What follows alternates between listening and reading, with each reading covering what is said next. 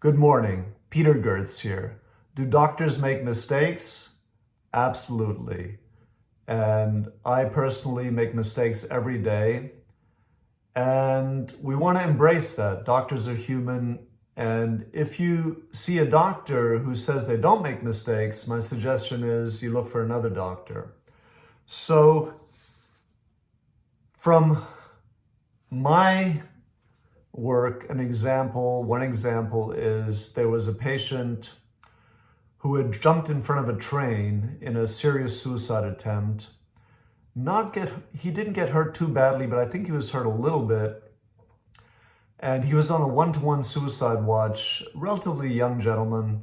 He was on a one-to-one suicide watch on the ward, and the nurses were short-staffed. They didn't have enough staff, and the head nurse from the ward, the nurse in charge from the ward, came to me and said, "Listen, Peter, can we take this patient off the one-to-one suicide watch?"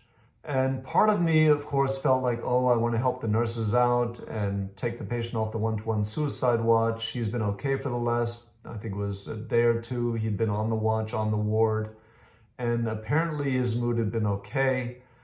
But something in me told me, oh, I don't know about this.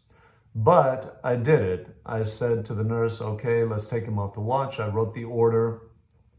And later in the morning, I saw him dancing in the hallway, seemed to be in a good mood. You know, there was music in the hallway. He was dancing in the hallway on the psychiatric ward.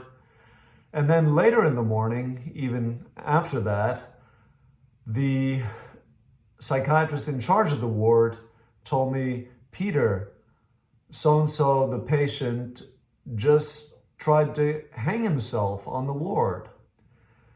So he was detected, though, thank God, but it was too late. I mean, he was still alive, but a week later he died.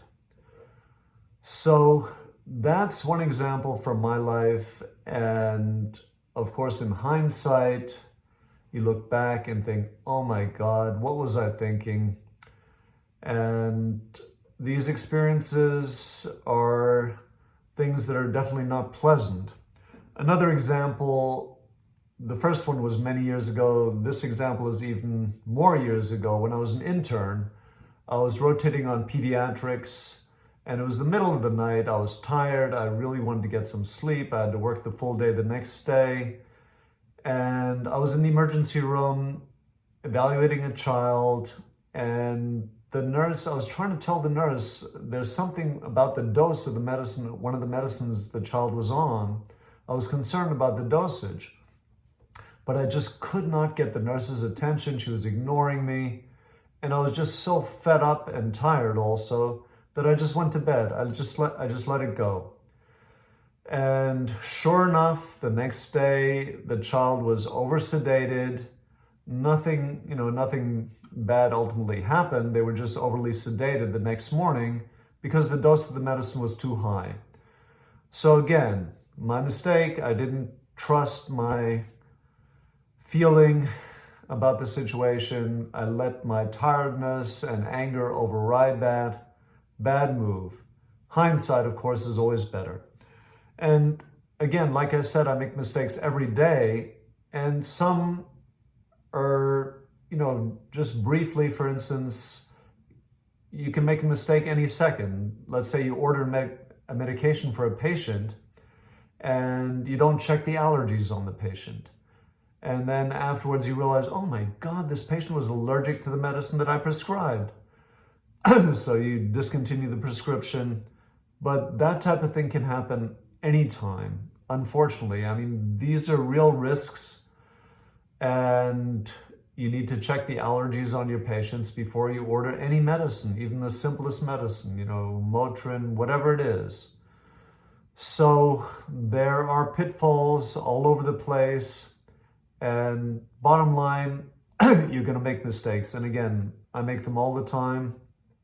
What you do want to do, though, is learn from your mistakes. Let's say, way back when I was learning to put in IVs on patients, it's not always easy, and you constantly make mistakes. You don't get the IV in, but those mistakes are good mistakes in the sense that you learn from them. And in that sense, any mistake is a good mistake because the mistakes are great opportunities for learning. In fact, you learn a lot more from mistakes than if you don't make mistakes.